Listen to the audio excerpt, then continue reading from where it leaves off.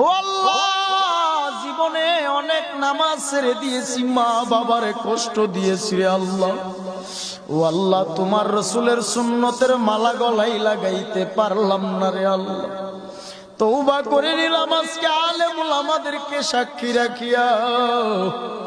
তওবা করলাম আল্লাহর কোনদিন নামাজ ছাড়বো না, রোজা ছাড়বো না, মানুষকে কষ্ট দিব না, সুদের খাতায় নাম লাগাবো না, কোনদিন খারাপ কাজে লিপ্ত হব না। আমার আল্লাহর কাছে যদি একটা বার চোখে পানি ছেড়ে তওবা করতে পারো, আমার আল্লাহ এই মাহফিলের প্যান্ডেলের থেকে বের হওয়া মাত্র জিন্দেগির আমল নামার গুনাহগুলো ক্ষমা করতে পারে কি পারে না? বলেন রহমান তিনি কে, রহিম তিনি কে, রাজ্জাক তিনি কে, জব্বারু তিনি কে? আমার আল্লাহ গফুরুর রহিম। আমার আল্লাহ কেমন